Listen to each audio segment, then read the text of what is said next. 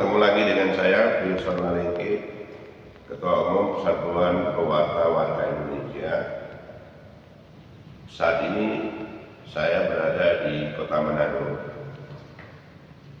dan saya kebetulan dijumpai oleh salah satu korban dari tindak pidana perdagangan orang atau TPPO yang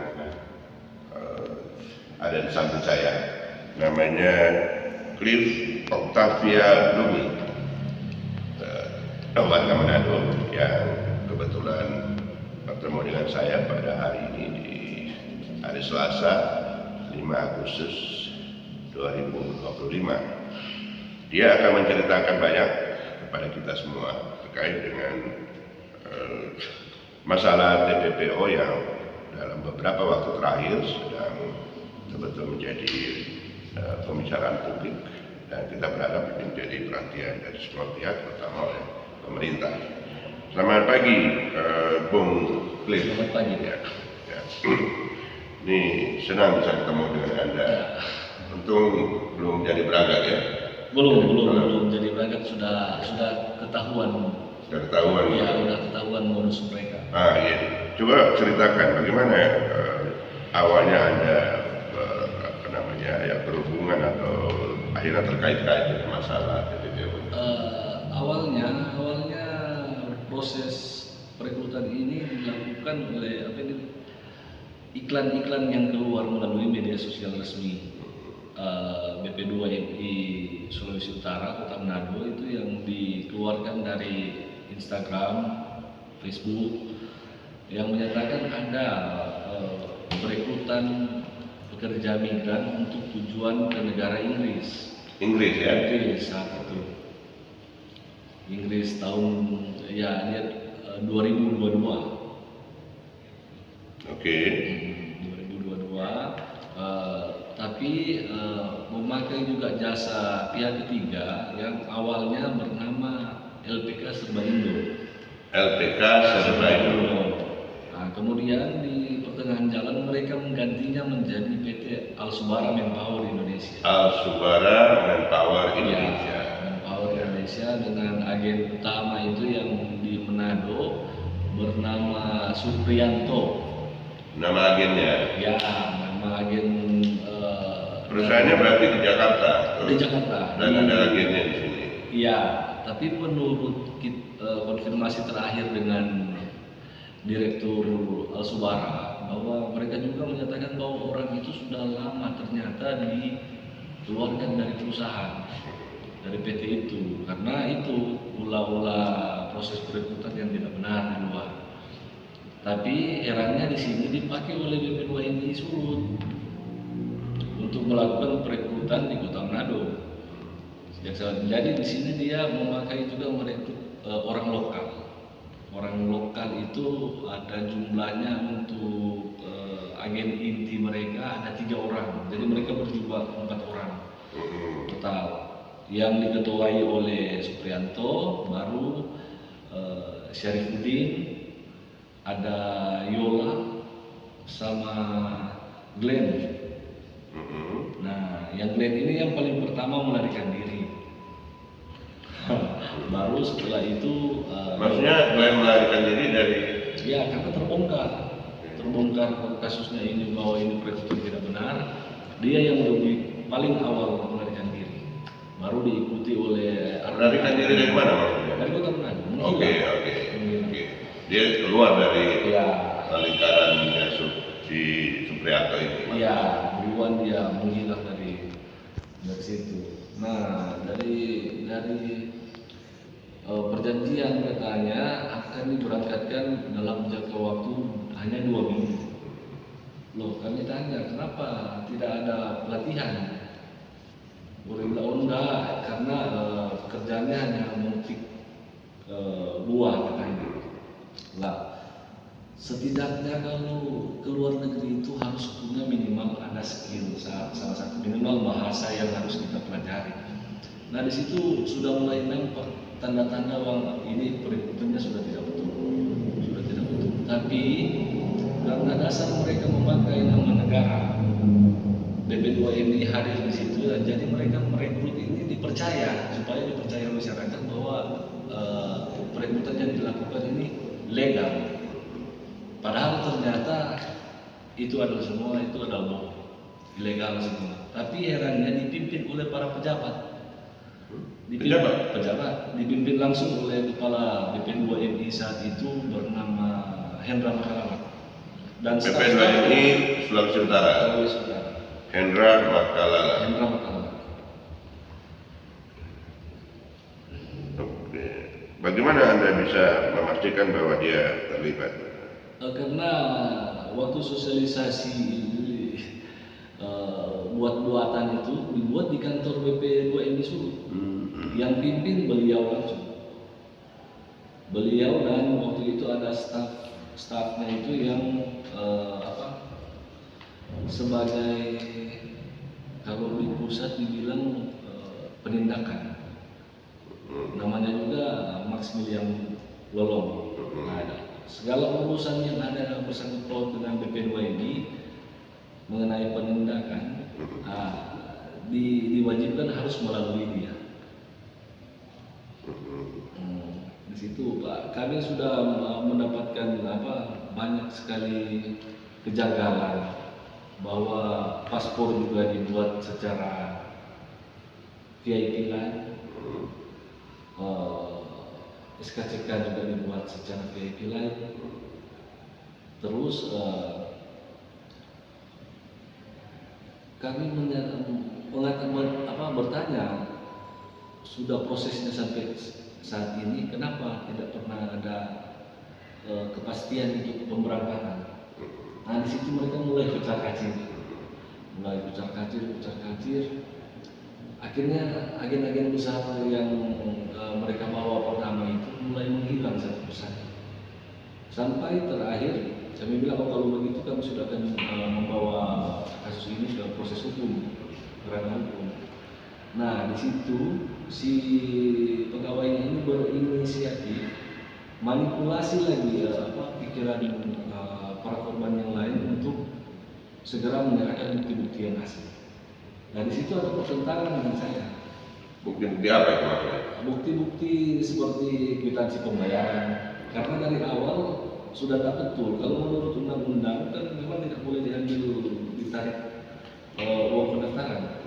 Itu sudah ditarik. Itu berapa itu uang pendaftaran? Uang pendaftarannya tidak ada patokan. Jadi kalau datang saat itu mereka melihat dari fisik, baru ditentukan harga yang akan mereka minta. Kamu waktu itu berapa? Saya waktu itu 8.500. 8.500. Ada yang sampai pokoknya dia bervariasi dari 5 sampai 15 juta. Nah korbannya itu hampir 300 orang. Hampir 300 orang asal Manado. Nah itu kita sudah. Itu yang dari rombonganmu ya 300 orang? Ya. Dan setelah itu kami bilang begini, kalau begitu BP2 ini dampingi kami untuk buat pelaporan di Polres. Tidak mau Pak, tidak mau. Kalau begitu ya sudah satu sekalian di Polda, tidak mau juga. Akhirnya mereka mau nuntun kami kemana? Ke Polsek. Ternyata di Polsek itu sudah ada kong-kali-kong antara pegawai BP2 ini dan anggota Polsek setempat. Yang Polsek mana itu? Polsek Wenang. Apa? Polsek Wenang. Wenang? Ya. Di Manado? Wenang. Oke, terus? Nah, betul feeling kami. Ternyata di ujung perjalanan dengan Polsek ini Kanit. Ada siapa kira-kira yang bisa kamu sebut nama orang itu? Kapolsek siapa waktu itu? Yang penanganannya kami Kapolseknya diminta langsung menghadap ke Kanit Reskrim. Kasar Reskrim. Kanit ya. Kanit Reskrim ada namanya Pak. Ada Pokoknya Kanit Reskrim, Iya. Polsek Menang. Tahun 2022. Nah, janggalnya lagi setelah kami membuat laporan, kami tidak pernah melihat ada LP yang keluar.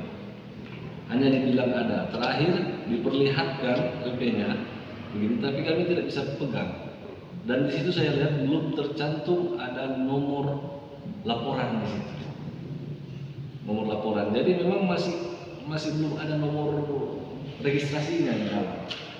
Tunggu dulu. Tadi kamu bilang bahwa ada SKCK. Ada. Ya, melalui apa tadi kamu sebut itu VIP lain gitu ya. Ya. Maksudnya SKCK itu dari siapa? Dari SKCK Polres, itu dari Polda, Polda. Polda. Dibuatnya di tempat perekrutan. Oh, dibuatnya di tempat perekrutan. Tidak, Bukan di kantor. Mereka panggil anggotanya suruh buat di tempat perekrutan. Gitu. Makanya kamu sebut sebagai VIP lain itu ya. Ya, sama seperti paspor. Paspor kan dananya 350.000, dimintakan per orang 1 juta. Gitu. Nah, di dalam SKCK itu kan ada poin yang mengatakan untuk keperluan apa SKCK itu. Iya. Iya kan? Di situ kan dituliskan apa? Kalian tuliskan apa? Untuk keperluan apa? Di SKCK itu kalau tidak salah liburan. Liburan. Oh. Jadi kalau liburan perlu SKCK gitu. Saya juga bingung pada saat itu. Oke. Karena persoalannya di sini kan semua terlihat memang diadakan, Pak. Bukan seperti yang semestinya terjadi. Oke. Di tempat perekrutan. Tempat perekrutan itu di mana sih? Tempat perekrutan itu di Jalan Pertigaan 17. Ada fotonya nggak itu ya? Kalau logo Jalan Pertigaan. Depan Wisma Veteran. 17 ya? Iya. Ada ruko, 3 ruko di situ, itu ruko yang di tengah. Depan apa tadi? Wisma Veteran. Wisma. Oke. Baik. Selanjutnya, setelah kamu lapor ke Polsek, apa yang terjadi? Setelah kami lapor di Polsek, ternyata memang kasusnya Kanit Reskrimnya minta langsung untuk didamaikan. Kanit Reskrim itu Ya, ya. Kanit Reskrim. Dan akhirnya atas nama pelapor diberikan uang 3 juta untuk ditarik laporannya.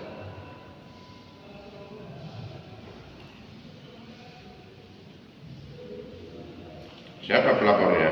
Kamu sendiri atau ada kawan? Kami di situ datang 10 orang, tapi semua itu dikeluarkan 1 LP atas 1 nama. Jadi 10 orang itu dikasih uang 3 juta? Tidak, hanya untuk 1 orang, hanya untuk atas nama pelapor. Oke. Makanya kami tanya loh, kami kan 10 orang datang melapor, kenapa? Kenapa seperti ini? Lah, oh enggak, katanya hanya urusan dengan atas nama pelapor. Karena uang yang sudah kalian setorkan itu dikembalikan Tidak, sampai saat ini. sampai saat ini. Kamu kan tidak jadi berangkat. Betul. Kawan-kawanmu jadi berangkat. Ada yang sempat berangkat. Berapa orang? Itu yang pertama, itu admin pertama. Peserta pertama yang dijadikan admin untuk buat rekrut orang baru. Nah, mereka yang diberangkatkan duluan. Tapi itu pun tidak ke Inggris. Ternyata mereka diberangkatkan ke Aljazair. Oh, ada yang berangkat Aljazair? Iya. Padahal rekrutmennya tadi kemana? Ke Inggris. Ke Inggris. Itu pun setelah Aljazair masih coba lagi dikelabui kita mau pindah ke mana? Ada negara Malta, ada Serbia, masih coba lagi dikelabui terus. Ya, kalau ke Aljazair itu berarti bagaimana Anda tahu bahwa memang mereka sampai ke Aljazair? Waktu itu kita masih di dalam grup WA yang sama. Nah, mereka berfoto sudah ada di sana, sudah di Aljazair. Padahal sebelum berangkat itu kami sementara di Polsek, mereka live waktu itu di media sosial. Kami sudah sampaikan ke Polsek, Pak, ini TPPO, tolong dicekal, tapi nggak mau dicekal di bandara, tapi nggak mau. Itu ya, mereka tembus ke Aljazair, sampai di Aljazair kocar kacir mereka ditinggal. Berarti sampai saat ini mereka masih di sana? Enggak, sudah berhasil pulang. Sudah kembali? Ya, untungnya itu kalau di Aljazair waktu itu kan bisa pegang handphone, ada uang masih tabungan masih baru, mereka bisa beli tiket pesawat langsung balik pulang. Artinya oleh yang mempekerjakan di sana Lari. Oh, mereka lari? Bukan minta baik-baik gitu? Tidak. Lari. Ada korban itu? Maksudnya yang kamu sebut tadi berangkat ke Aljazair? Di Manado? Ya. Ada mereka di Manado. Ada? Ada. Cuma sampai sekarang kan kalau kita mau cari lagi mereka, Pak, sudah memang agak sulit karena itu proses yang dari awal memang sengaja mereka buat korban-korban ini capek. Jadi mereka pimpong kiri, pimpong kanan, pimpong kiri, pimpong kanan, Pak, tidak ada hasil. Sampai akhirnya korban-korban mengatakan bahwa begini, kita keluarkan uang jumlahnya sekian, tapi dalam proses mereka berproses hukum itu yang mereka habis berlipat ganda dari uang yang sudah mereka setorkan, tidak punya hasil apa-apa. Makanya mereka kebanyakan saat ini menyerah. Kemudian mereka menyerah karena juga sebagian bukti yang mereka pegang itu sudah dimusnahkan oleh tim Satgasus yang kepala BP2 ini waktu itu Pak Benny Ramdhani membuat satu tim Satgasus dari pusat yang katanya untuk penanggulangan TPPO di daerah. Beranggotakan kepolisian, turun ke daerah, tapi polanya sama. Mereka menuntut harus diserahkan bukti-bukti yang asli. Tapi setelah diberikan bukti-bukti yang asli itu, kasusnya tidak pernah diproses. Maka korban-korban sebagian besar kehilangan barang bukti. Jadi mereka tidak bisa buat laporan baru atau komplain? Ya, kekuatan mereka di pembuktian hilang. Itu modus mereka. Ada semua datanya, siapa tim yang turun kemarin, suruh datang kemari ada. Setelah itu beberapa bulan kemudian Pak Benny Ramdhani konferensi bilang bahwa ternyata tidak terjadi apa-apa di Manado lah. Gimana nih korbannya sudah sekian banyak kok diambil buktinya, terus terakhir keluar konferensi tidak terjadi apa-apa. Bahkan dia mengirim juga inspektorat lengkap untuk investigasi BP2 Manado. Kita sudah bicara di sini. Mereka semua menyatakan bahwa ada kejadian itu. Tapi setelah pulang ke pusat, ditekan di sana, dinyatakan bahwa ada foto-foto kayak yang bisa kamu tunjukkan terkait dengan apa yang kamu katakan. Karena saya sendiri sebenarnya melakukan apa yang kamu sampaikan. Lengkap semua datanya kami punya. Ini data yang sebenarnya saya berhasil selamatkan dari sisa-sisa bukti-bukti yang mereka tarik. Saya sudah sampaikan bahwa jangan serahkan bukti yang asli. Sekarang yang 300 orang yang kamu bilang itu, mereka berangkat cuma sekian orang yang ke Aljazair. Yang lain ratusan itu kan nggak berangkat berarti. Yang lain tidak sempat juga berangkat karena sudah terbongkar. Tapi kerugiannya apa? Hanya kerugian soal uang setoran tadi ya? Iya. Pendaftaran ya? Pendaftaran itu yang sampai sekarang tidak dikembalikan. Tidak dikembalikan. Tidak dikembalikan sama sekali. Dan itu yang kalian tuntut sekarang? Iya, bahkan juga korban itu dipimpong terus. Karena memang sampai ya kita lihat Manado begitu besar korbannya saat ini ya karena itu pemeliharaan. Oke.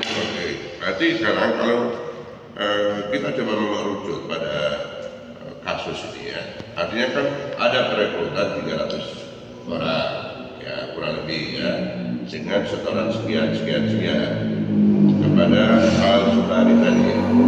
Kepada Ya kan, Al-Subara Manpower Indonesia ya, yang bekerja sama dengan PP2MI. Ya, tapi ternyata kita konfirmasi dengan pimpinan Al-Subara, uang itu tidak masuk ke rekening Ya, oke, berarti permainannya Supriyanto dan kawan-kawan. Supriyanto. Ya, oke, berarti kan sudah mengerucut nih, ya, bahwa kasusnya adalah ada perekrutan yang dilakukan oleh agen namanya Supriyanto yang mempekerjakan 3 orang agen lokal, ya, namanya tadi siapa Sarifudin, Yola dan Glenn, ya kan? Mereka mengatasnamakan Al-Subara Manpower Indonesia yang bekerja sama dengan BP2MI. Nah, Anda mensinyalir bahwa BP2MI Sulut terlibat dalam kasus ini, begitu kan? Bersama Polsek Medan, begitu ya. Nah, sekarang kasusnya sudah kita bedah lah, begitu ya. Sehingga yang perlu kita kemudian bicarakan adalah soal kerugian Anda dan kawan-kawan. Ya, kerugiannya kan tidak jadi berangkat, itu yang pertama, ya, sesuai dengan janji berangkat. Yang kedua soal finansial, artinya setoran sekian. Oke. Bukti-bukti terkait dengan setoran-setoran itu ada berapa banyak yang kamu punya? Ini yang berhasil diselamatkan. Ya, artinya gini, ini sudah disampaikan kemana saja? Ini sudah tembus sampai ke kementerian, Mas. Kementerian. Sudah tembus sampai ke kementerian. Tuntutan kalian apa? Ya, kementerian apa maksudnya? Kementerian Tenaga Kerja apa? KP2MI. KP2MI. Berarti sudah dengan nomenklatur kementerian yang baru ini, Iya. Prabowo Subianto, ya, presidennya Prabowo Subianto. Kapan itu? Kan pemerintahan yang baru berjalan kurang lebih 10 bulan. Kapan kalian serahkan? Tahun lalu, Pak, bulan Desember tanggal 17, Ibu Waman itu datang ke Manado. Tapi herannya itu setelah bertemu dengan mereka di BP3 Manado, Wamen menolak bertemu kami. Padahal kami ini datang untuk melaporkan kasus yang melibatkan pejabat dan staf bawahannya dia. Kami ditolak, tidak mau bertemu sama sekali. Padahal saya sudah konfirmasi Bapak Menteri, saya sudah konfirmasi Direktur Penindakan waktu itu, diarahkan ke Ibu Wamen. Tapi memang karena di BP3 ini masih mereka semua di dalam, kami tidak diizinkan masuk. Masih lingkaran itu, kami tidak diizinkan masuk.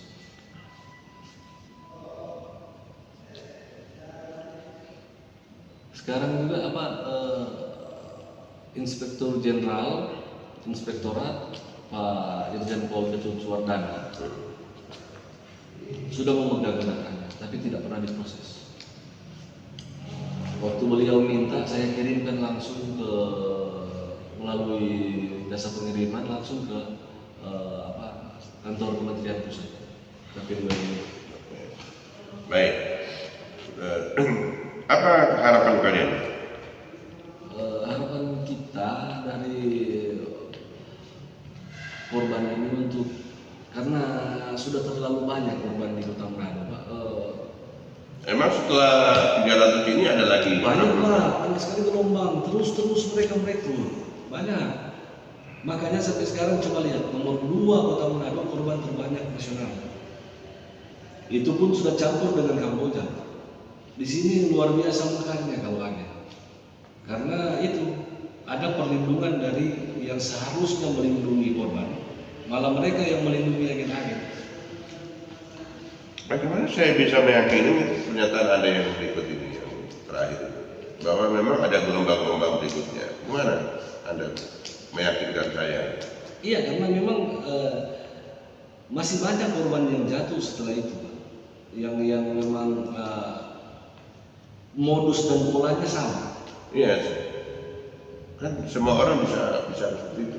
Iya. Cuma bagaimana Anda membuktikan itu? Kan ada beberapa korban yang sudah ketemu dengan kita Di gelombang-gelombang yang lain, di gelombang perekrutan yang lain itu mereka sudah korbannya, maksudnya dia tidak jadi berangkat. sama polanya, Pak. Artinya sama dengan Anda tadi, Ditarik uang pendaftaran, ditarik uang pendaftaran, ya, tapi tidak jadi berangkat. betul. Itu Yang jadi berangkat tidak kembali. tidak kembali. Adapun yang berangkat legal, ilegal. Ya, kemarin kan ada yang berangkat, yang korban Kamboja itu. Iya. Kita berapa? 30 orang itu. Oh, banyak, Pak, banyak Nah, sekali kalau yang saya tahu gitu ya, yang saya tahu kan itu. Yang kebetulan itu ada videonya, ada fotonya dari ya. Kamboja, dan saya langsung ke Kementerian Luar Negeri untuk minta bantu itu, dan kementerian sudah meresponnya dengan menugaskan kedutaan besar Kamboja di situ. Dan mereka diinapkan di hotel sebelum mereka dikembalikan. Yang akhirnya ketika sampai di Jakarta kan mereka kontak saya lagi untuk menyampaikan bahwa mereka sudah ada di Indonesia dan minta tolong untuk tiket dari Jakarta ke Manado. Memang ada, saya ikuti itu. Nah, apakah itu bagian dari yang kamu sebutkan? Gitu ya. Dan adakah kamu ketemu dengan orang-orang itu di sini? Terakhir kami yang membantu memulangkan para korban melalui data-data yang mereka kirim. Kami kirim juga share ke teman-teman pegiat yang lain. Dari pegiat itu membantu mereka pulang. Tidak ada bantuan pemerintah. Bahkan kami memegang bukti bahwa banyak keterlibatan aparat dan pejabat di dalam, ada semua. Kalau kamu menduga pejabatnya siapa sebenarnya yang paling bertanggung jawab? Urusan yang mana? Urusan Kamboja. Ya, pokoknya urusan rekrutmen, kemudian Kalau rekrutmen kembali lagi ke akarnya, KP2MI. KP2MI. Jadi menteri kalau administrasi untuk ke luar negeri, imigrasi.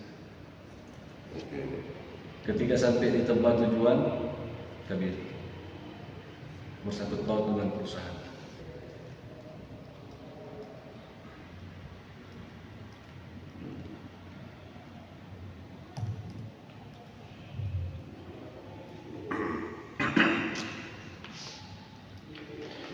Oke. Apa lagi yang ingin Anda sampaikan? Kalau keinginan kami, Pak, KP2 ini membersihkan diri sesuai dengan arahan dari Bapak Presiden untuk membersihkan diri masing-masing, bukan malah memelihara pejabat-pejabat mereka, staf-staf mereka yang bermasalah dengan agen-agen sindikat. Karena itu nyata, sangat nyata terbukti di sini. Di sini, Pak, ada dua pelaku yang sekarang tersisa. Satu kan sudah diamankan dengan prinsip. Yang dua ini diberikan SK, satu ke selatan, satu ke atas, NTT sama Kaltara. Saya tidak tahu pikiran mereka bagaimana, overpower apa yang dibalik mereka. Mereka tentang balik SK Menteri, tidak mau pindah.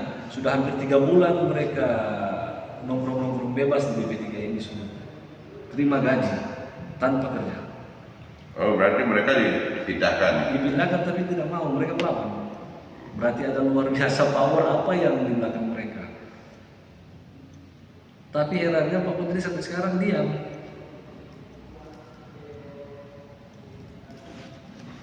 Siapa itu? Maximilian Lolong sama Rocky Mumok. Ini tadi Maximilian Lolong ya.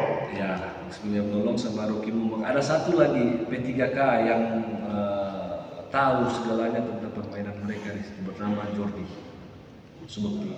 Sampai sekarang masih di BP3 Sumut. Jordi. Ya, Jordi Subekti.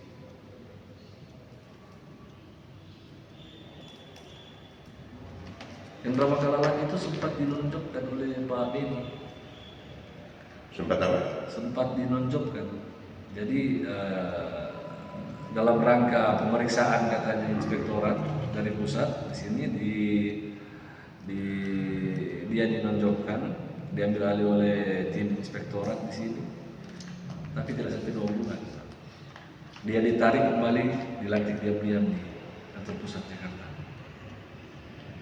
Setelah itu Pak Beni mengatakan bahwa inspektorat tidak mendapati kesalahan dari BP3 ini Sumut. Sementara tim inspektorat itu berbicara langsung dengan kita mengatakan bahwa ini terjadi di Kota Manado.